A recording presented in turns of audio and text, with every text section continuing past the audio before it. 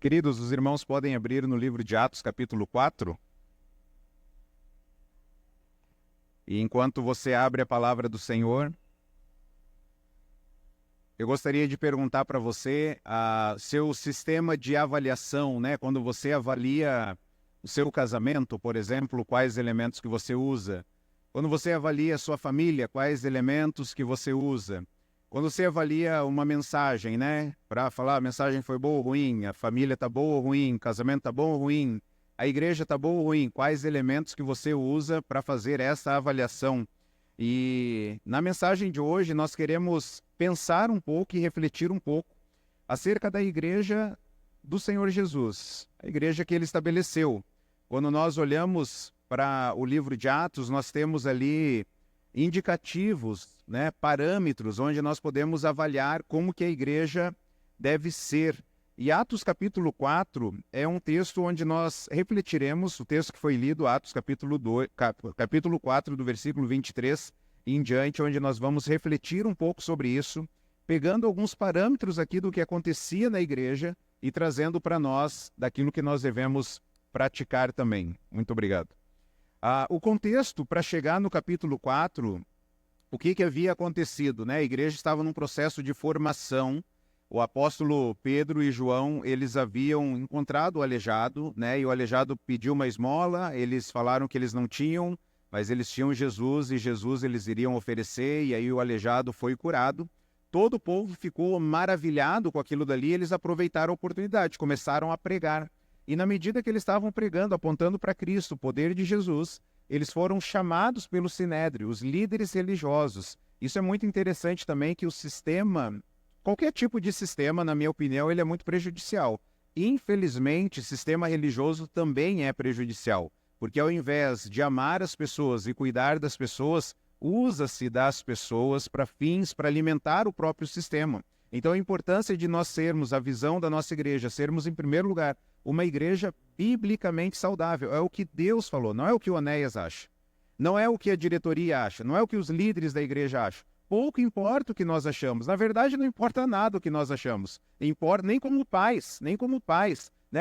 Eu como pai eu acho isso. Não importa, importa o que Deus acha, o que Deus estabeleceu na sua palavra. Então, sermos essa igreja firmada nas Escrituras, porque quando a gente deixa de fazer o que Jesus quer, a gente começa a constituir o nosso próprio reino, a nossa própria vontade. E aí a gente começa, ao invés de cumprir a missão do Senhor, a gente começa então a ferir. Por isso que Gálatas diz, né? Vocês, ao invés de se amarem, vocês estão se mordendo, vocês estão se ferindo, né, uns aos outros. E aí então o Sinédrio, o sistema religioso da época, chama Pedro e João e fala: que história é essa? Que Jesus é esse? O que vocês estão pregando em Jesus? E eles pregam Jesus novamente lá no Sinédrio. O Sinédrio fala: olha, é para vocês pararem de pregar. E aí eles dizem algo muito interessante, um versículo conhecido, que eles dizem, versículo 19 do capítulo 4. Mas Pedro e João responderam: julguem os senhores mesmo, se é justo aos olhos de Deus obedecermos aos senhores e não a Deus. Julguem vocês. É para a gente obedecer vocês ou a Deus? Nós obedeceremos a Deus. Nós não vamos deixar de falar tudo que nós vimos e ouvimos. Nós sabemos quem é Jesus e nós vamos continuar falando de Cristo. E aí o Sinédrio ameaçou Pedro e João. Eles ameaçaram, eles saíram dali ameaçados. E aí a gente chega no versículo 23. O versículo 23 diz: quando foram soltos, Pedro e João voltaram-se para os seus companheiros e contaram tudo o que os chefes dos sacerdotes e os líderes religiosos haviam dito. Nessa primeira parte da mensagem, nós veremos que assim que Pedro e João foram libertos, eles procuraram ali a igreja, foram até a igreja, procuraram os irmãos, então, nas suas adversidades. Eles foram até a igreja para contar o que havia acontecido, contar como eles haviam sido ameaçados, contar o que eles haviam feito, testemunhados do Senhor. Então, Pedro e João foram instrumentos de Deus para que um aleijado, há mais de 40 anos, na porta do templo, fosse curado. Pedro aproveitou a oportunidade para exaltar a Cristo, confrontou o pecado, apontou o cumprimento das profecias, chamou o povo ao arrependimento, e isso gerou perseguição a eles. Conforme eu mencionei no início do culto, Jesus é uma ameaça para a humanidade. É interessante, essa semana conversava com alguém mencionando o texto de Mateus, onde o próprio Senhor Jesus disse: não pensem que vim trazer paz à terra, mas eu vim trazer a espada. Porque o pai ficará contra o filho contra o pai, a mãe contra o filho, a mãe contra a filha contra a mãe. Os inimigos do homem serão os da sua própria família, porque o fato de fazermos a vontade de Jesus, em algum momento nós seremos contra a vontade de alguém. E essa pessoa que está contra aquilo ali que nós estamos fazendo por amor a Jesus, ao invés dela se voltar contra Deus, ela vai se voltar contra quem? Contra nós. E aí é nesse sentido que Jesus disse: eu não vim trazer paz à terra, eu vim trazer a espada, porque vai haver conflito e os inimigos do homem serão os da sua própria família. E é triste a gente ver lá no livro de Timóteo, fala que aqueles que desejam viver piedosamente, ou seja, corretamente, aqueles que desejam viver piedosamente em Cristo Jesus, eles serão o quê? Perseguidos. E aí sabe o que é triste? Que muitas vezes isso acontece aonde? Dentro da igreja. Porque você quer fazer a vontade de Deus e algumas vezes você é zombado por aqueles que não deveriam zombar, por aqueles que deveriam te encorajar, por aqueles que deveriam falar: nossa, irmão, que bênção, você tem uma fé e uma coragem que eu não tenho, eu te admiro por isso. Eu oro para um dia conseguir chegar nesse degrau, nesse patamar que você está, mas não, as pessoas preferem zombar. Chega alguém, seja na época do namoro, seja na época do noivado, seja na época do casamento, na educação de filhos, na administração financeira, aqueles que desejam viver piedosamente em Cristo Jesus acabam sendo, então, perseguidos. Então o apóstolo Pedro e João vão até os seus irmãos e contam o que havia acontecido, porque a igreja, irmãos, é o recurso de Deus para nos encorajar. Irmãos, se Deus tira a igreja da terra, se Deus tira a igreja do mundo, perde-se uma mensagem onde chama o povo para o arrependimento, onde chama o povo para chegar até Jesus, e nós estamos aqui na terra como igreja do Senhor para transmitir uma mensagem. Nós não estamos aqui para fazer entretenimento, nós não estamos aqui para fazer festa, nós não estamos aqui para divertir o povo, nós estamos aqui como igreja para transmitir uma mensagem. E se nós paramos de transmitir essa mensagem, chamando o ser humano: olha, se arrependa do seu pecado e creia no Senhor Jesus, por que nós estaremos aqui ainda? Porque essa é a nossa missão. A igreja de Jesus, então, é o recurso de Deus para anunciar, para pregar e para nos encorajar.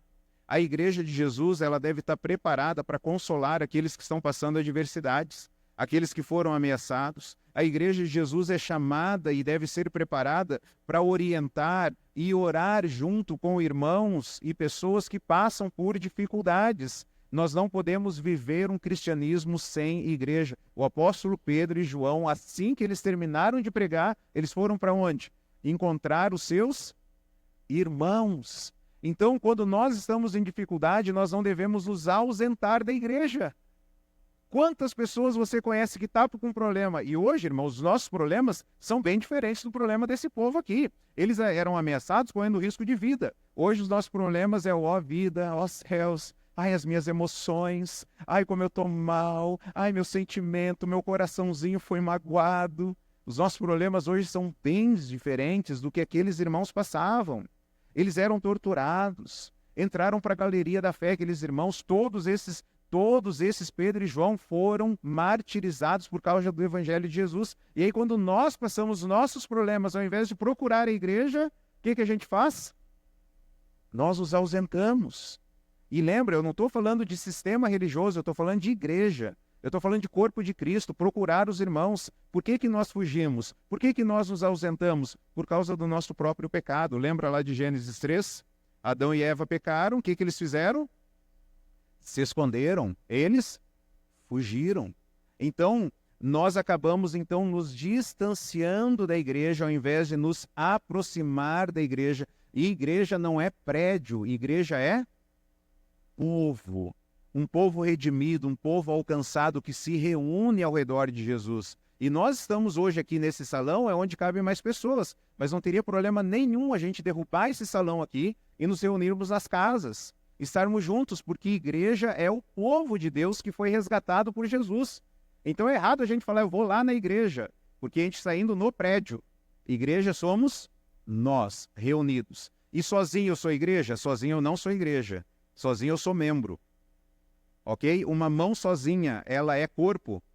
Não, ela é membro do corpo. Então, sozinho eu não sou igreja também. Sozinho eu sou membro e quando eu estou junto com as pessoas, ali está a igreja do Senhor Jesus reunida. Então, irmão, na sua aflição, não fuja da igreja, busque a igreja. Nos seus problemas, procure ajuda. Vá num grupo de cuidado, vá na celebração, procure discipulado, procure aconselhamento. Berre, né? A ovelha é comparado, né? A ovelha ela tem que berrar, berra, preciso de ajuda. Alguém pode me ajudar? Estou com dificuldade aqui. E não é que você é um crente dodóizinho, não, né? Eu estou com um probleminha aqui, me ajuda. Eu estou com uma dificuldade, eu quero glorificar mais a Deus. Eu sou filho de pastor, a gente está com a presença hoje dos meus pais aqui. Fui criado na igreja. Criado na igreja. Se tem uma coisa nessa terra aqui que eu entendo e vejo, é a igreja, gente. Fui criado na igreja, conheço a igreja, sou pastor. Eu conheço a igreja. E aí, às vezes... tem um texto lá em Eclesiastes que diz assim, não procure ficar sabendo o que as outras pessoas falam ao seu respeito, porque senão você pode até ficar triste. Tem um texto de Eclesiastes, ele é um pouquinho mais diferente, lá no contexto de trabalho, ele fala assim, não procure ficar sabendo o que os seus servos falam a seu respeito. Né? No caso de hoje seria, não procure ficar sabendo o que os seus funcionários falam a seu respeito, porque senão você vai ouvir eles falar mal de você, você vai ficar triste. Mas aquele texto eu apliquei para mim, cara, eu não quero saber o que as pessoas falam de mim, não me preocupo, porque eu sei que falam mal de mim, e eu não tenho problema com isso. Se falaram mal do meu Jesus, que era perfeito, quanto mais do Onéias.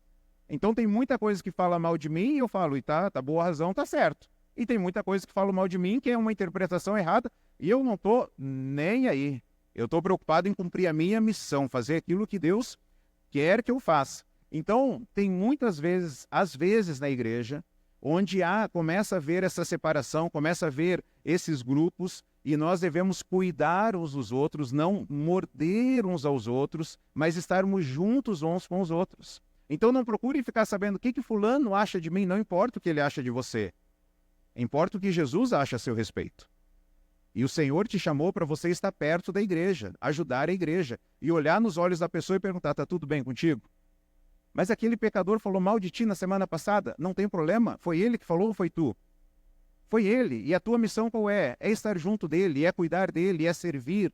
E aí, criado na igreja, acaba acontecendo muita fofoquinha, muito isso, muito aquilo, e às vezes no ministério pastoral alguém fala assim, o pastor está mais perto do fulano do que do Beltrano. E eu falo tranquilamente, eu estou mais perto de quem pede ajuda. Se você começar a pedir ajuda para mim toda semana, posso ter certeza que toda semana eu vou estar perto de você. Pedir ajuda para mim todo dia eu vou estar perto de você, com exceção de segunda. Brincadeira. Pode chamar, a gente está aqui para servir, a gente está aqui para ajudar, né? Mas fulano tá mais lá, o líder do meu ministério cuida mais daquele outro. Não, talvez a ovelha, uma vez eu estava conversando, irmãos, com um pastor, eu falei da ovelha aqui, acabei misturando, falando que a ovelha tem que berrar, a ovelha tem que pedir ajuda. Olha, eu quero viver para a glória de Deus, estou com essa dificuldade, me ajuda aqui a viver para a glória de Deus. A solução é a igreja. E aí então a ovelha ela tem que berrar. E aí eu lembrei de uma ilustração agora, que uma vez eu convidava um pastor para ir na igreja lá. Eu convidava ele para ir, ele não ia. Convidava, ele não ia. E um dia ele foi na igreja de um outro amigo meu lá. Aí quando eu encontrei ele, eu falei, nossa, tô te chamando um tempão para ir lá na igreja, você não vai, né? Você acabou indo lá na outra. Aí ele deu uma lição para mim sensacional. Ele falou assim, Onéias, a roda que mais chia ganha graxa. Qual a atenção, qual roda do carro que você dá mais atenção? Aquela que está chiando? Mais. Das 4 rodas do meu carro, tem uma que toda vez que eu entro no carro, a minha atenção, a minha preocupação, às vezes eu desço, faço um carinho no pneu, dou uma chacoalhada, giro ali para ver, porque toda vez que eu estou andando ela está fazendo um barulhinho. Aí as outras 3 rodas podem falar, o Onéias só dá atenção para aquela roda ali. A roda que mais chia ganha graxa. A roda que mais chia ganha atenção. Então, quer ser cuidado, quer viver para a glória de Deus, começa a berrar, irmão. Fala assim, eu preciso de ajuda, eu quero viver para a glória de Deus. A igreja é o recurso que Deus deixou aqui na terra. A nossa missão como igreja qual é? Vamos ver juntos? Amar a Jesus, e ajudar as pessoas a serem transformadas por Ele. Irmãos, é para isso que nós estamos aqui, é para amar a Jesus e ajudar as pessoas. Quando alguém falar para o líder de pequeno grupo, eu preciso de ajuda, o líder de pequeno grupo vai ajudar, o líder de ministério vai ajudar, o pastor vai ajudar, o conselho vai ajudar, mas você precisa falar, eu quero viver para a glória de Deus, porque a igreja é o recurso que Deus deixou nesse mundo aqui para nos encorajar. Pedro e João, a primeira coisa que eles fizeram foi ir para a igreja. E, de novo, igreja não é prédio. A primeira coisa que eles fizeram foi se reunir como igreja. Estamos começando a semana bem, fazendo a vontade de Deus, sim ou não? Sim, mais ou menos, né? Os irmãos falaram mais ou menos. Estamos fazendo a vontade de Deus, começando a semana bem, sim ou não? Estamos se reunindo como igreja. O que você vai fazer durante a semana? Você vai passar a semana toda agora sem se reunir como igreja? Ou você vai procurar um pequeno grupo para estar junto? Ou você vai procurar um irmão para discipular? Ou você vai procurar um irmão para aconselhar, ou ser aconselhado? Como que você vai viver agora o seu cristianismo nessa semana? Ou só domingo que vem que você vai se reunir como igreja? Irmãos, nós devemos nos reunir como igreja, Jesus deixou a igreja para nós. Então, de novo, na sua aflição, não fuja da igreja. Na sua aflição, não fuja da igreja. Na sua aflição, busque a igreja. Amém? Pedro e João foram até a igreja. E aí, o que a igreja fazia? A igreja, em segundo lugar, era uma igreja que orava. Olha o versículo. Eles chegaram no versículo 23, foram até lá. E aí o versículo 24. Eles oraram da seguinte forma, até o versículo 31. E aí a gente vai destrinchar o texto. Ouvindo isso, levantaram juntos a voz a Deus, dizendo: Ó soberano, tu fizeste os céus, a terra, o mar e tudo que neles há. Tu falaste pelo Espírito Santo por boca do teu servo, nosso pai Davi. Porque se enfurecem as nações e os povos conspiram em vão, os reis da terra se levantam e os governadores se reúnem contra o Senhor e contra o seu ungido. De fato, Herodes e Pôncio Pilatos reuniram-se com os gentios e com o povo de Israel nessa cidade para conspirar contra o teu santo servo Jesus, a quem ungiste. Fizeram o que o teu poder e a tua vontade haviam decidido de antemão que acontecesse. Agora, Senhor, considera as ameaças deles e capacita os teus servos para anunciarem a tua palavra corajosamente, estende a tua mão para curar e realizar sinais e maravilhas por meio do nome do teu santo servo Jesus. Depois de orarem, tremeu o lugar em que estavam reunidos, todos ficaram cheios do Espírito Santo e anunciavam corajosamente a palavra de Deus. Eles chegaram na igreja, e aí o que uma das primeiras coisas que a igreja fez? Vamos orar. E eles começaram a orar. Por meio da oração, nós olhamos para Deus, e quando nós olhamos para Deus, nós não ficamos com medo. Vou repetir essa frase. Por meio da oração, nós olhamos para Deus. E quando nós olhamos para Deus, nós não ficamos mais com medo. Quando a minha filha de 4 anos está chorando, o que eu falo para ela? Olha para o papai. Aí, dificuldade, olha nos olhos do pai. Aí o pai começa a falar com ela: filha, calma. Olha isso, considera aquilo, vamos ver isso, dá um abraço aqui. E aí, de repente, o choro vai embora. Não é isso que Deus faz com a gente? Nós ficamos com medo quando nós estamos inseridos nos nossos problemas. E quando o nosso papai do céu nos chama, o nosso abapai nos chama: filho, calma, olha para mim. Não, mas eu estou olhando para as circunstâncias. Não, olha para mim. Calma, eu sou soberano, eu estou cuidando da sua vida, da sua família. Vem cá. E aí, sabe quando a criança começa daquele suspiro, né? Passou, passou, passou. Aí daqui um pouco a gente está sorrindo, a lágrima está correndo ainda, mas nós estamos sorrindo. E a igreja, então, ela ora de forma unida. Na prática, a oração existe, aquela oração particular, onde Jesus fala: entra no teu quarto, fecha a porta e ora o teu pai que está em secreto. E existe a oração pública também, a oração coletiva, onde nós estamos reunidos juntos para orar uns com os outros, e a igreja aqui começou a orar, então. Nós precisamos continuamente orar pelos nossos irmãos. Nós oramos aqui no culto, vamos orar de novo aqui no culto, mas aonde, em qual momento, nas atividades da nossa igreja, você consegue abrir mais o seu coração e falar mais os seus problemas para você receber oração e orar pelos irmãos? Em qual momento? no GC, no grupo de cuidado, nos pequenos grupos, onde você está em casa, e você fala, eu gostaria de orar, gostaria de pedir oração, gostaria de compartilhar algo que Deus está fazendo na minha vida. Aí você começa a abrir o seu coração, começa a relatar, começa a falar aquilo que está acontecendo no seu coração. Então você vai orar publicamente, coletivamente com seus irmãos também. Eles oraram, então, unidos, eles oraram em adoração, eles começaram a oração louvando a Deus por quem Ele é. Eles começaram dizendo que, ó soberano, aquele que está assentado no trono e que governa o universo, aquele que está acima do universo, aquele que toma conta da nossa vida, aquele que permitiu o que aconteceu na nossa vida, aquele que é Senhor da história, aquele que é o nosso dono, o nosso mestre, o nosso Senhor. Diga aí quem é que toma conta de toda a história, qual o nome dele? Jesus. Nós cantamos sobre isso, não há nenhum outro nome. É Jesus, se Ele controla a história. Irmão, se ele criou um mundo, através da sua voz, Ele toma conta da minha vida, Ele toma conta da sua vida e nós podemos descansar nele. Quem é o Senhor da sua vida? Jesus. Quem é que cuida da sua vida? Jesus. Quem é que está com você nos seus problemas e nas suas enfermidades? Jesus. Quem é que está com você quando você está sozinho, chorando e dizendo as pessoas me abandonaram? Quem é que não te abandonou e está lá junto com você? Jesus.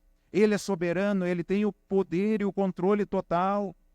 Irmãos, mas será que nós submetemos a Ele os nossos pensamentos, as nossas palavras, os nossos sonhos? Ou a gente quer viver do nosso jeito? A gente diz que Jesus é soberano, que Ele tem todo o poder, mas e na prática? Na prática. Quem que é o Senhor das suas emoções? Quem que é o Senhor dos seus planos, das suas férias, da sua carteira? Quem é o Senhor do seu passado, as coisas que aconteceram lá atrás e que de vez em quando te assombra? Quem é o Senhor do seu futuro? Se for você mesmo, essa é a causa da ansiedade. Quem é o Senhor do seu presente? Se for você mesmo, o estresse é a causa. Se é você mesmo, o estresse então está manifestando isso, que você mesmo é o Senhor do seu presente.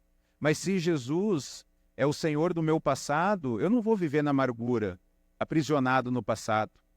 Se Jesus é o Senhor do meu futuro, eu não vou viver ansioso. Eu vou lançar sobre Ele, a Bíblia diz isso, lancem sobre Ele toda a sua inquietação, toda a sua ansiedade. Por quê? Porque Ele está cuidando de você. Se Jesus é o Senhor do seu presente, não tem motivo de você viver estressado. Você pode descansar, você pode dormir. Sabe aquelas situações onde a gente deita da cama e vira para um lado e vira para o outro e o sono não vem? Aí você faz o pior erro que é nessa fase aí, o pior erro, abre o celular, porque a tela vai estimular o seu cérebro. Aí você vai ter mais dificuldade de dormir ainda. E aí você fica inquieto, porque você não está conseguindo dormir porque a sua cabeça está girando nos seus problemas. Irmãos, o texto diz que Jesus, que Deus é soberano. Ele fez os céus, Ele fez a terra, Ele fez o mar, tudo que neles há. Jesus é o soberano, então nós devemos aceitar a vontade de Deus. Os primeiros cristãos falaram que Deus é soberano. Quando eles ganharam um carro no sorteio, foi isso que eles falaram? Que Deus é soberano quando eles ganharam um carro no sorteio? Foram lá no mercado, fizeram uma compra lá no shopping, alguma coisa, botaram um número lá para o sorteio, foram sorteados e falaram, nossa, como Deus é soberano? Foi isso que eles falaram? Não. Eles falaram que Deus era soberano quando o chicote estava estralando no ombro deles. Quando eles estavam sendo ameaçados, perseguidos. Eles falaram, Deus é soberano. Estou em paz, estou tranquilo. Estou indo no médico receber um laudo lá do médico. Estou em paz, Deus é soberano. Deus é soberano. Ele é o Criador do céu, da terra, de tudo que existe. E eu quero te perguntar, eles começaram a oração falando assim, né? Eu quero perguntar como que você começa a sua oração quando você vai orar. Como é que você começa a sua oração? Papai do céu, eu quero pedir. É assim que você começa a oração? Eles começaram exaltando a Deus, louvando a Deus. E eles oravam com conhecimento das Escrituras. eles citaram aqui durante a oração, eles citaram a palavra de Deus. Qual o salmo que eles citaram? Eles citaram o Salmo 2. Deixa marcado Atos 4 aí. Vamos lá para o Salmo capítulo 2, o Salmo 2. Salmo 2. Eles citaram os 2 primeiros versículos desse salmo.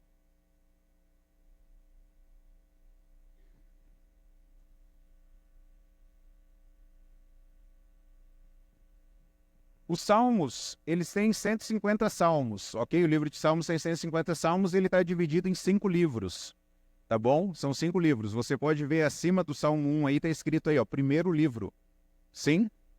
E o Salmo 1 e o Salmo 2, eles fazem a introdução de todo o livro de salmos. Todo o livro de salmos, o Salmo 1 e o Salmo 2 são a introdução. O que eles vão mostrar? Do justo e do ímpio. Todo o livro de salmos vai mostrar o que o justo faz, o que o ímpio faz. Ok? E aí, olha o que ele faz. No capítulo 2, o Salmo 2, ele vai mostrar que existe uma rebelião contra quem? Contra Jesus. Há essa revolta contra Jesus, ok? Só que aí eles citaram o versículo 1 e o versículo 2.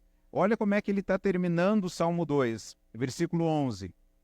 Adorem o Senhor com temor, exultem com tremor. Beijem o Filho, para que ele não se ire e vocês não sejam destruídos de repente. Pois no instante acende-se a sua ira.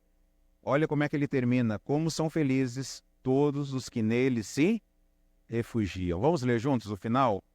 Como são felizes todos os que nele se refugiam. Eu tenho certeza que você, como eu, você já buscou refúgio num filme de televisão. Estava mal pra caramba, aí você fala, eu vou ligar o filme, a TV aí para ver um filme. Vou relaxar. Tenho certeza que você, como eu, já tentou relaxar comendo. Eu preciso comer algo salgado. Eu preciso comer algo doce. Aí você foi lá para a comida. Tenho certeza que você já tentou buscar refúgio no sono. Eu preciso dormir, quero um remedinho. Esse remedinho aqui é divino. Esse remedinho aqui fazer eu apagar, né? Aí você tomou um remedinho lá para dormir. Mas o texto de Atos, o texto de Salmos está falando como são felizes, como são alegres aqueles que buscam refúgio em quem? Em Jesus. Por isso que ele fala, beijem o Filho. No Salmo inteiro ele vai falar sobre o caminho do adorador. O caminho do adorador tem altos e baixos, tem momentos que o salmista está bem, tem momentos que o salmista está mal, quase perdendo a fé. E por isso que o Salmo começa com esses 2 salmos, o 1 e o 2, falando assim, você precisa no caminho da sua vida, nos seus altos e baixos, você precisa buscar sempre Jesus. E como são felizes esses justos que buscam em Jesus. E aí Pedro, quando ele está orando junto com a igreja lá, a igreja lembra desse texto. Eles lembram desse texto e falam, é isso aqui que está acontecendo, as pessoas estão se levantando contra Jesus. Jesus está sendo uma ameaça para eles. Mas nós não, nós vamos buscar refúgio em quem? Em Jesus. Você não gostaria que tivesse bastante pessoas hoje aqui, pessoas que você conhece? Cara, vamos para a igreja, vamos buscar Jesus. Não é o CEP aqui, não é o CEP, não é esse prédio. Vamos coletivamente adorar e aprender mais a palavra. Eu tenho certeza que você gostaria de ter bastante gente ao seu redor. Por que elas não estão aqui hoje? Porque elas estão buscando refúgio em outras coisas, a não ser em Jesus. Eu não estou falando daqueles que já adoraram coletivamente hoje. Talvez alguém já fez isso hoje. Eu estou falando daquelas pessoas que se recusam a adorar a Jesus.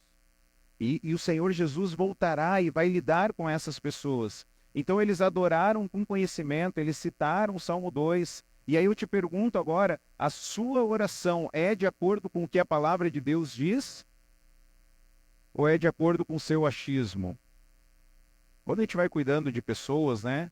A gente vai conversando, como tem pessoas, gente, é impressionante, como tem pessoas que se dizem crente, aí você fala assim, mas a vontade de Deus é essa aqui. Mas eu penso diferente. Já ouviu isso? Mas eu acho... Não, você não tem que achar nada. Se você está falando, se eu estou falando que o meu Deus é Jesus, eu tenho que baixar a cabeça para aquilo que Deus falou na palavra dele. Não importa o que eu acho. Mas eu penso diferente. Não, mas eu estou submetendo, então, os meus pensamentos, eu estou dizendo que os meus pensamentos são mais altos do que o pensamento de Deus, é isso? E o Senhor Jesus, o Senhor Deus já falou, olha, os meus pensamentos são mais altos que os seus pensamentos. Vocês não vão conseguir entender. Lembra quando você era adolescente, ou você é adolescente, né, e está ouvindo essa mensagem? Lembra quando você era adolescente, que teu pai e a tua mãe falavam alguma coisa, não entrava na tua cabeça o que eles estavam falando? Eu não consigo entender, mas por que está falando isso? E aí você tenta conversar, tenta argumentar, e o pai e a mãe estão falando, não, é para fazer isso e ponto final. Aí você fala, mas eu não consigo entender por quê? Porque o pensamento do teu pai e da tua mãe está adiante, já viveram mais, já têm uma experiência maior, e o principal de todos, eles são autoridade na sua vida e ponto final. Eles falou, tem que obedecer. Você pode conversar, mas se eles falaram, ponto final, nós devemos obedecer, porque é o que Deus fala para os filhos. Filhos, obedeçam em tudo aos vossos pais. Pai e a mãe falou, estou dependendo dele geograficamente, emocionalmente, financeiramente, não importa o que eu acho, mas eu acho diferente. Não, obedeça, obedeça. Os pais já têm mais experiência e os pais são autoridade na nossa vida. E aí a gente não conseguia entender, lembra disso? A gente não conseguia entender. Com Deus é a mesma coisa.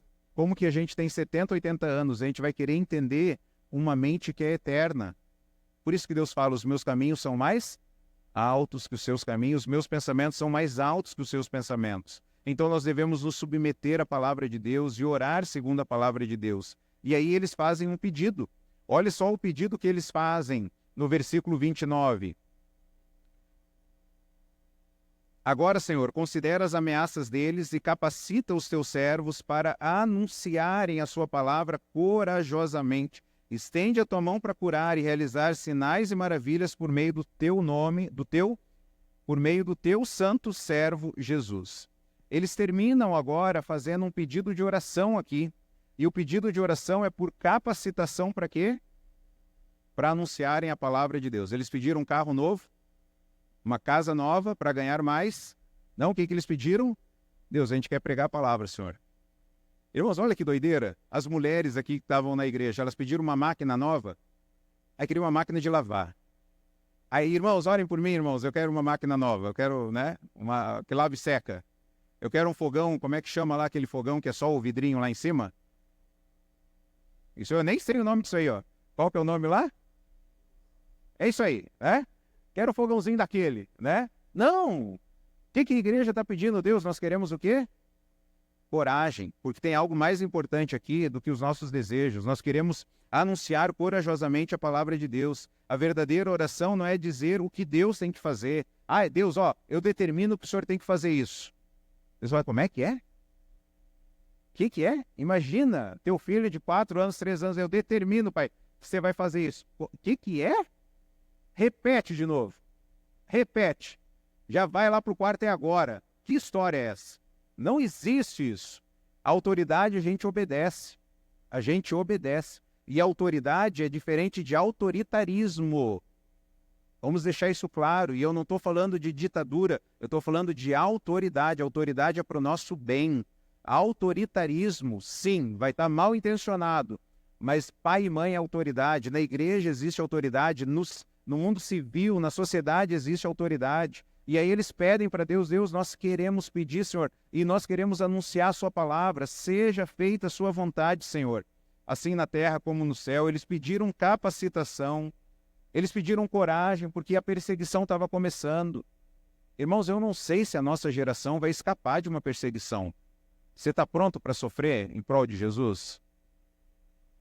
Vamos imaginar um cenário mais drástico aqui? Você está pronto para se manter do lado de Jesus? Se entrasse agora pessoas aqui falando quem é de Jesus aí, ó. Quem é de Jesus fica na direita, quem não é fica na esquerda, vamos separar isso aqui. Para que lado você iria? Aí você fala, não, eu iria para a direita, é claro, ou esquerda, tanto faz, né? Eu iria para esse lado aqui, o lado de Jesus. Então estou do lado de Jesus aqui. Beleza, estou aqui. Aí eles pegam a tua filha. E aí? Eles pegam a tua esposa. De que lado você fica? Agora eu já não sei. Você está entendendo o que eles estão pedindo aqui? Deus dá coragem, Senhor. Dá coragem.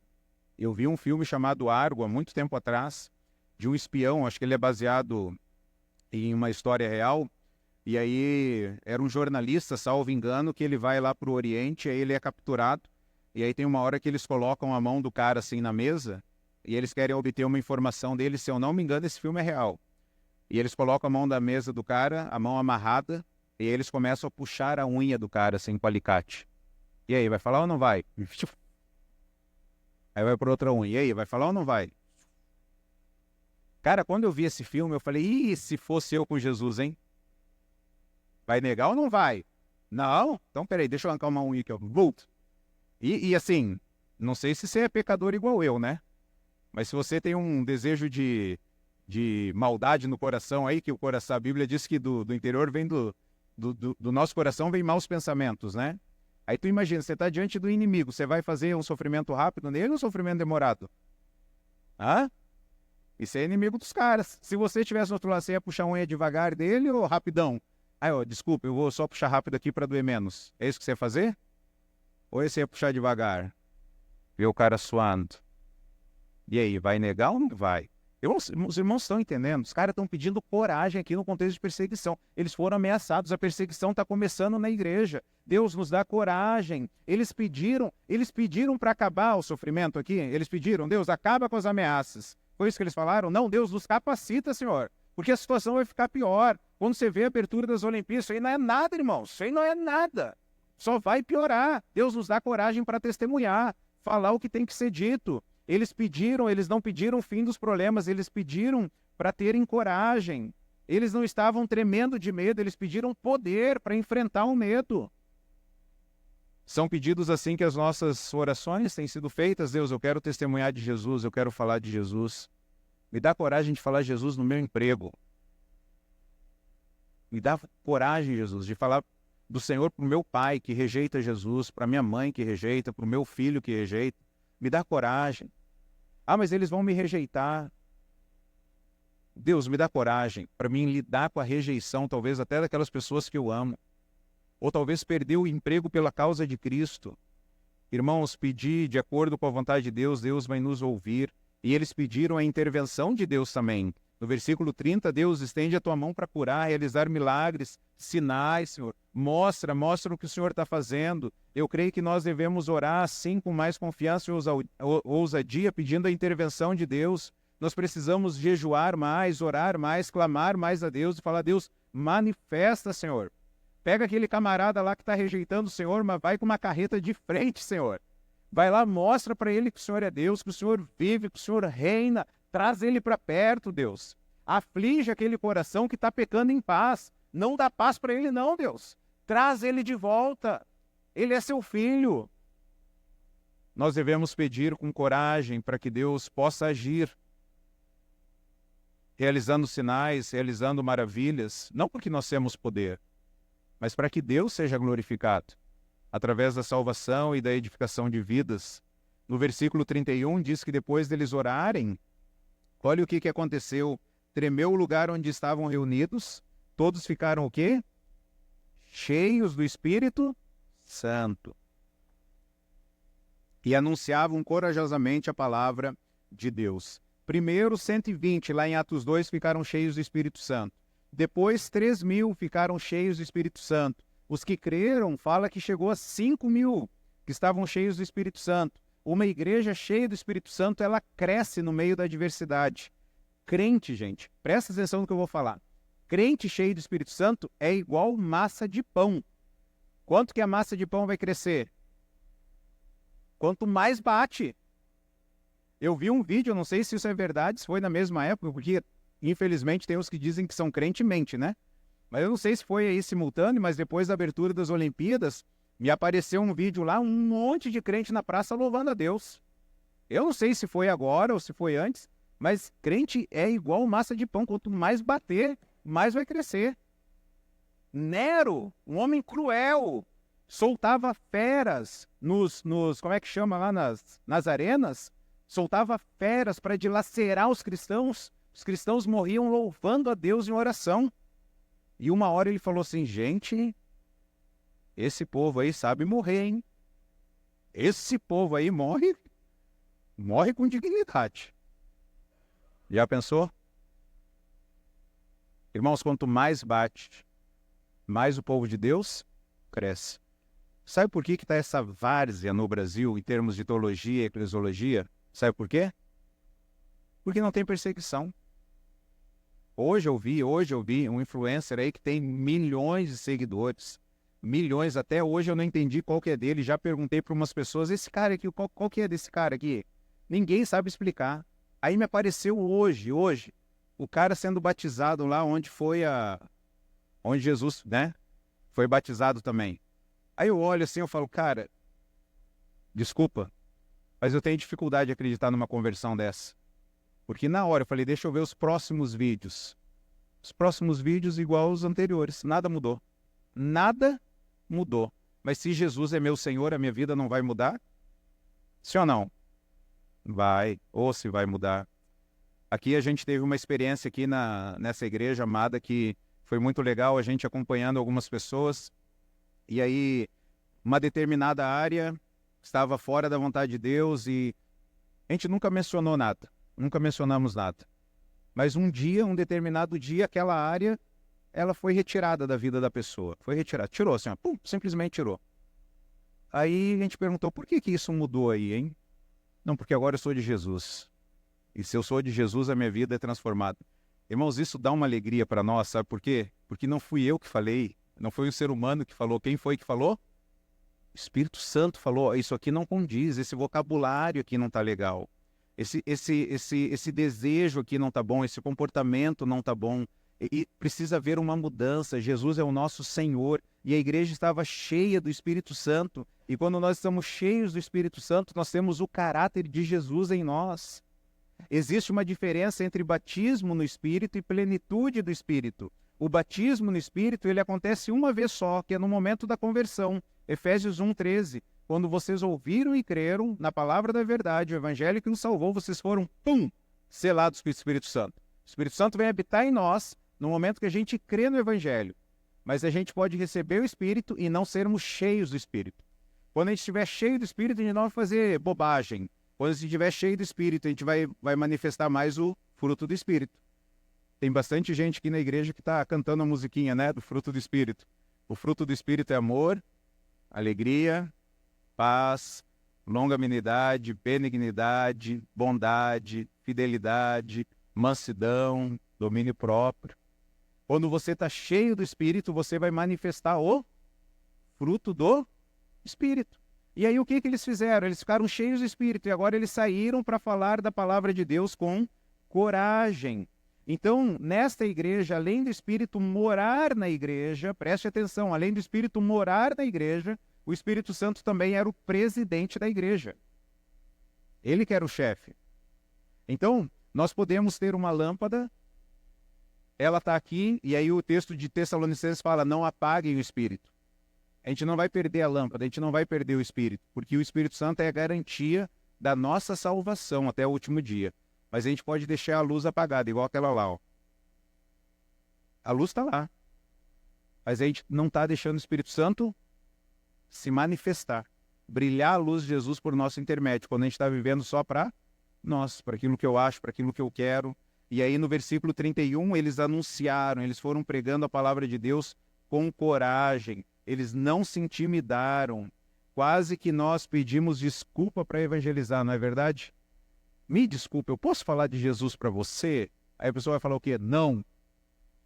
É pregar com coragem. Chega e fala, quero te falar do meu melhor amigo, meu Redentor, meu Senhor, aquele que morreu na cruz para perdoar os meus pecados e que Jesus também possa fazer isso por você e sem pedir desculpa. Uma das coisas que eu gosto de fazer, além de pregar, além de aconselhar, é também falar de Jesus para não crentes e Deus deu a oportunidade de voltar agora para falar para GCM, falar para PM. E é interessante que você vai falando, tem semblantes que estão assim, cara, é isso aí. Mas a gente dá o recado. Arrependam-se. Creiam em Cristo. A gente não sabe quando que nós estaremos com o Senhor. Pregar, anunciar. Essa igreja, ela não estava com medo da perseguição, mas ela era uma igreja que amava o Senhor. E aí no versículo 32, olha o que diz. Da multidão, lembra que eles já estavam em 5.000, né? Da multidão dos que creram, uma era mente e um coração. Ninguém considerava sua coisa alguma que possuísse, mas compartilhavam tudo o que tinham. Com grande poder, os apóstolos continuavam a testemunhar da ressurreição. Gente, eles não paravam de falar de Jesus, e grandiosa graça estava sobre todos eles. Todos eles não haviam pessoas necessitadas entre eles, pois os que possuíam terras ou casas as vendiam, traziam o dinheiro da venda e colocavam aos pés dos apóstolos, que distribuíam segundo a necessidade de cada um. José, um levita de Chipre, a quem os apóstolos deram o nome de Barnabé, que significa encorajador, vendeu um campo que possuía, trouxe o dinheiro e colocou aos pés dos apóstolos. Veja essa unidade da igreja. No versículo 24, eles se levantaram juntos. Versículo 32, uma era mente e um coração. Ninguém considerava unicamente coisa alguma. Versículo 33, grandiosa graça estava sobre todos os apóstolos. Versículo 34, não havia pessoas necessitadas. Versículo 35, distribuíam segundo a sua necessidade de cada um. Essa era uma igreja coesa, essa era uma igreja ligada, essa era uma igreja unida. Essa igreja ninguém tinha necessidade. Nessa igreja ninguém ia lá, alguém ia cortar a luz lá daquele irmão lá porque alguém ia lá ia ajudar. Ninguém ia passar fome porque havia uma cesta básica. Ninguém ia cortar água porque haveria lá uma ajuda para que a água não fosse cortada. A pessoa não está conseguindo pagar a prestação da casa, alguém ia lá e ia pagar. Alguém está precisando ser capacitado no emprego, alguém ia lá e ia ajudar a ser capacitado. Uma igreja unida, uma mente, um coração, não havia separação, não havia divisão. No livro de Gálatas diz que dentro da igreja pode até acontecer, sabe o quê? Facção. Quando você pensa em facção, o que é facção, gente? E às vezes na igreja, será que não tem facção?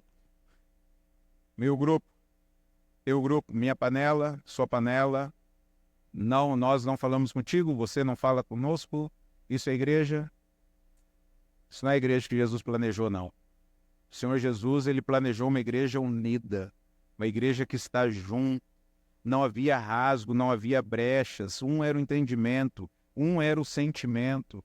E aí eu pergunto para você, tem alguém que você tem dificuldade de se relacionar, olhar nos olhos e falar, meu irmão, está perdoado, que fez, deixou de fazer, está tranquilo.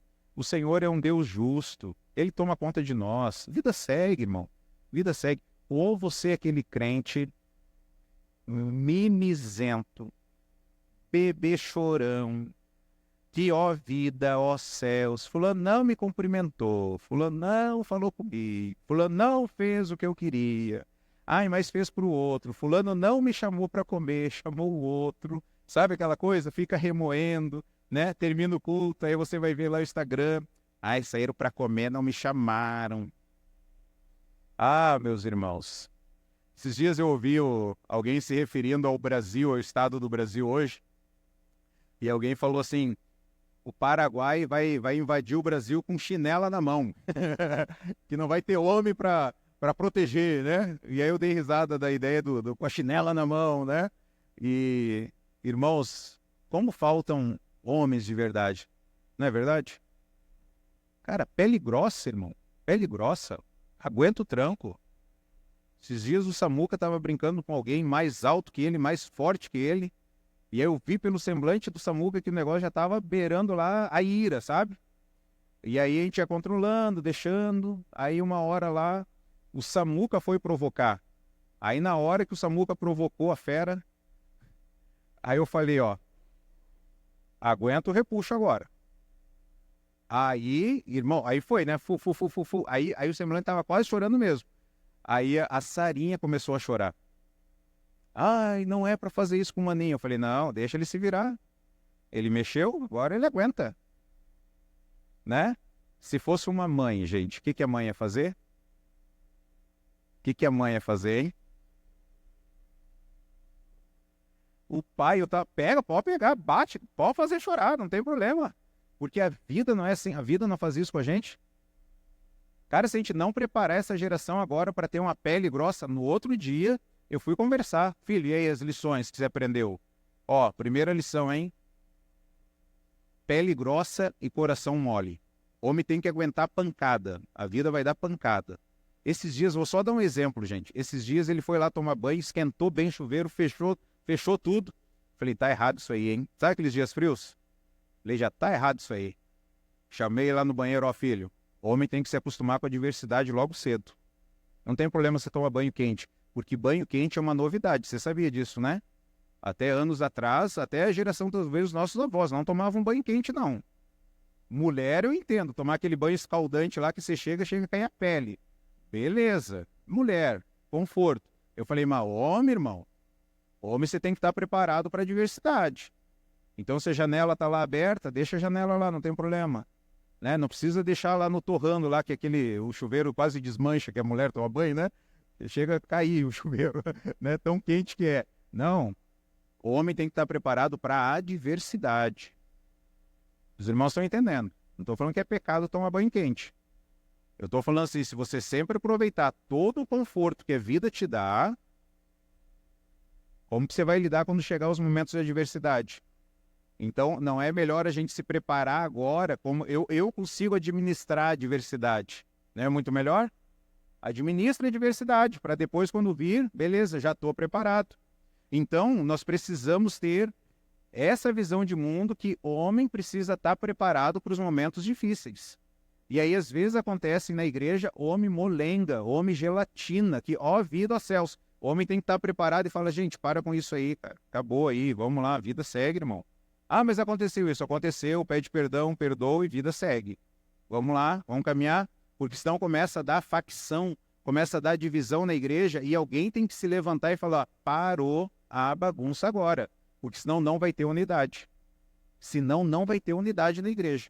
E o que acaba com a unidade da igreja? Quero ouvir os irmãos. O que acaba com a unidade na igreja? Acaba. O que acaba com a unidade na igreja?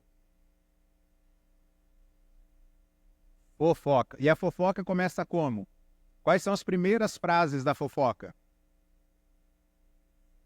Oi? Me disseram, falaram, eu ouvi. O que mais? Escutei falar, fiquei sabendo, tá todo mundo falando, a novidade, o barraco. Deixa eu te contar. Olha aí, tá vendo? Quanta gente, né? Deixa eu te falar agora. Puxa o cinto aí e coloca aí, que agora você vai descer a ladeira aqui de baixo, aqui, ó. Sabe por que tem muitos faladores na igreja? Porque tem muitos ouvidores.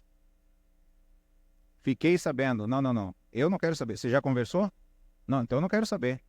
Não, mas fulano não sei o quê. Se você não procurar o fulano em uma semana, eu vou lá e vou falar com ele que você me falou. Ele vai voltar para falar mal da outra pessoa para ti na outra vez? Não, porque encontrou ali alguém de fibra, encontrou alguém ali que está levando Deus a sério e a igreja fala, não, sem divisão na igreja. Então, é preciso haver unidade. E aí, o texto termina falando sobre essa liberalidade que a igreja tinha com os bens, né? Ninguém tinha a dificuldade financeira, o que eles tinham não era exclusivo deles. Eu lembro que aconteceu nessa igreja, né? Outras situações, outras igrejas também, mas algo aqui, quando meu pai foi operar lá do coração, um irmão, na hora, a gente falando como é que dá para ir, o irmão falou, pega o meu carro, vai de carro, não tem problema. Liberalidade com os bens. Seja nos dízimos e ofertas, pastor aqui nessa igreja não administra recursos aqui não. Tem equipe para fazer isso. Eu não sei quanto que dá, quanto que cada um dá. Eu me preocupo com as contas da igreja, aí sim. Mas quanto que cada um dá, não. Isso eu não quero nem saber, porque isso é algo entre você e Deus. Mas quando tem recurso na igreja, é para sair. Igreja não é banco. Igreja tem que fazer investimentos. Investimentos eternos. Ajudar pessoas. Então eles faziam isso, eles davam, eles emprestavam, né? Então isso deve acontecer conosco. A gente servir, compartilhar. Eles vendiam casas, eles vendiam terrenos. Olha que loucura isso. Eu lembro uma vez que um casal de idosos, fez economia durante a vida toda e um missionário chegou, preciso trocar o barco. E aí eles falaram, a gente não vai trocar o nosso apartamento para que você possa trocar o barco de missões. Você acredita isso? Eles juntaram, eles tinham a casinha deles. E eles juntando dinheiro para trocar de casa. Eles falaram, não, o que é mais importante? A gente vai morrer daqui uns anos, né? A gente vai morrer daqui uns anos. O missionário está lá com um barco que precisa falar de Jesus para as pessoas. Pega esse dinheiro aqui, vai lá, compra o seu barco aí. Deram dinheiro, gente. O missionário lá comprar o barco, comprou o barco e ia entrando nos rios lá em Belém do Pará, falando de Jesus lá no Pará. E aí José, um encorajador, vendeu um campo, trouxe o dinheiro, deu aos apóstolos. A motivação de Barnabé é ajudar as pessoas, demonstrar o amor de Cristo. Então, que Deus nos ajude nós sermos altruístas também. Isso só é possível quando há o entendimento da ressurreição. Porque aí a gente não vai acumular tesouros aqui. No versículo 33, eles dizem o seguinte: com grande poder os apóstolos continuavam a testemunhar da ressurreição do Senhor Jesus, e grandiosa graça estava sobre todos eles. Quando a igreja for arrebatada, esse prédio aqui vai ficar para quem? Teu carrão que tu tanto ama vai ficar para quem? Tua casa que você tanto ama vai ficar para quem? Seu celular vai ficar para quem? Não estou falando que ter carro bom, casa boa, celular bom é pecado. Eu estou falando, não coloque seu coração nessas coisas. Porque se você não colocar o coração nessas coisas, se você perder, caiu no chão, quebrou, roubou alguma coisa, você vai igual como Jó. Deus deu, Deus levou. Louvado seja o nome do Senhor. Meu Deus não é o carro, meu Deus não é a casa, meu Deus não é o dinheiro no banco, meu Deus, é o Senhor Jesus. Então nós aprendemos aqui hoje, essa igreja aqui, ela procurava os irmãos, vamos ler juntos? Ela orava, era cheia do Espírito, pregava corajosamente, tinha unidade e liberalidade dos bens. Tudo isso aqui, meus irmãos, só é possível se nós vivermos Jesus em nós. Porque sem Jesus, a gente vai viver isso aqui? Sem Jesus a gente vai ser egoísta, sem Jesus a gente vai ser ganancioso, sem Jesus a gente vai ser avarento, sem Jesus a gente não vai ser cheio do Espírito, a gente vai ser cheio de nós mesmos. Fala isso na sua casa. Eu falo lá em casa. Às vezes a gente está conversando lá e a gente fala assim, não fez devocional hoje não, né? Dá para ver, ó. O Espírito... ó, foi diminuindo o Espírito Santo. Não acabou. Não acabou. O Espírito Santo não sai de nós quando ele vem habitar. Mas está baixinho, está baixinho. Mas como que você sabe? Dá para ver no tom de voz. Dá para ver na forma que está conversando. Não está cheio de Espírito, não. Aí a pessoa vai ficar brava contigo, não vai? Aí você vai falar, tá vendo? Eu falei. Eu falei que não estava cheio de Espírito. Eu falei. Né? Então, cheios do Espírito e não de nós mesmos, a gente precisa de Jesus em nós. Nós precisamos da graça de Deus. Isso é ser discípulos de Cristo, isso é se identificar com Jesus. Dessa forma, nós seremos uma igreja que nós podemos olhar para a igreja e falar, essa igreja faz a diferença em Iracemápolis, essa igreja faz a diferença no estado, essa igreja faz a diferença no Brasil, essa igreja faz a diferença no mundo. Compartilhei com os irmãos aí, não conheço aquela família, estou recebendo aquelas informações de uma família. Quem indicou aquela família foi o Rafa, que veio aqui, né? O Rafa e a Thaís. Eles falaram, Onés, tem um casal, amigo nosso, está indo para o Camboja, né? Então eles podem entrar em contato, podem mandar informação. Eu falei, manda aí, né? E eles mandaram, eu estou reproduzindo aí, estou passando aí para a igreja. Já pensou? Ajudar pessoas que estão do outro lado do mundo, em contexto de perseguição, em outros países, falando de Jesus. Uma igreja que faz a diferença não só em Iracemápolis, mas também no mundo. Então fale de Jesus, não se envergonhe de Jesus, testemunhe de Jesus corajosamente, e que nós, que já conhecemos a Cristo, possamos nos arrepender dos nossos pecados constantemente e confiarmos em Cristo. Se você chegou hoje aqui, se Deus te trouxe hoje aqui nesse local, e você não tem certeza do que vai acontecer quando você morrer, o que Jesus te chama é, se arrependa da vida que você está vivendo, da forma como você está vivendo, dos seus pensamentos, e confie em Cristo. Fale para Deus, Deus, eu me arrependo, Deus, dos meus pensamentos, daquilo que eu faço que não te exalta, que não te adora. Deus, me perdoe. Eu confio que Jesus morreu na cruz para perdoar os meus pecados. Se você não fizer isso, bem provável que um dia vai acontecer o arrebatamento. A igreja do Senhor Jesus vai ser recolhida e você vai ficar aqui e você vai lembrar, nossa, é verdade, eles falaram disso. E aí talvez aqui durante a tribulação você vai ser um dos que vai pregar o evangelho. Mas se arrependa dos seus pecados, creia em Jesus. Para as pessoas que você ama, manda uma mensagem para elas hoje. Fala assim, irmão, meu filho, meu pai, busca Jesus enquanto se pode achar. Eu quero te ver no céu. Estou orando por você. Busca Cristo. Se aproxima dele. Vamos orar. Pai, muito obrigado pela sua palavra que nos encoraja, nos chama a orar, nos chama a ser cheio do Espírito, nos chama a procurar a igreja. nos chama, ó Pai, para pregarmos corajosamente a sua palavra. Não sabemos quando Jesus voltará, mas nós queremos, Senhor, como igreja, unidos, sem divisão, Senhor, sem fofoca, nós queremos anunciar corajosamente a palavra de Jesus aqui em Iracemápolis e a partir daqui para o mundo. Que o Senhor, então, use as nossas vidas, Senhor, para a sua glória e o seu louvor. E nesse momento onde nós lembramos de pessoas que não conhecem o Senhor ou já ouviram falar de Jesus, estão longe do Senhor, Senhor, toque nesses corações, Senhor. Chama-os para o arrependimento, que eles possam se arrepender dos seus pecados e confiar em Cristo, e estarem juntos conosco aqui adorando ao Senhor Jesus. Que eles deixem de viver para eles mesmos, mas que possam ser cheios do Espírito, vivendo para o Senhor. Muito obrigado porque o Senhor nos salvou, abriu os nossos olhos, nos deu entendimento e nós podemos hoje estar aqui dizendo que Jesus está vivo e Jesus voltará para nos buscar. E nós desejamos ansiosamente que esse dia aconteça. Queremos que isso aconteça rápido, Senhor. Queremos ir para casa. Queremos ir para o local onde não há dor, não há lágrimas, não há tristeza. Queremos ser curados perfeitamente, Senhor. Mas enquanto esse dia não chega, nos dê coragem para falarmos que Jesus é o nosso maior amor, que Jesus é o nosso Senhor e que Jesus é aquele que nós amamos e servimos e corajosamente abriremos a nossa boca e falaremos que Jesus é o nosso Senhor até o nosso último dia de vida, até o nosso último suspiro. Nós falaremos que Jesus é o nosso amado e que nós somos amados por Jesus e que estamos indo para casa e que viveremos para todo sempre. Usa a sua igreja, ó Pai, nesse tempo para anunciar a mensagem do Senhor. Que nós possamos usar os relacionamentos, que nós possamos usar a nossa casa, que nós possamos usar a tecnologia, usar o nosso Instagram, usar o nosso Facebook, usar as nossas redes sociais e falar para o máximo de pessoas que nós temos Jesus e que eles precisam de Jesus também. Muito obrigado, Senhor, por essa oportunidade de adorar a Ti, meditar na Sua palavra. Venha nos transformar a cada dia mais. É no nome de Cristo Jesus que nós oramos. Amém. Amém. Vamos louvar ao Senhor por mais uma canção.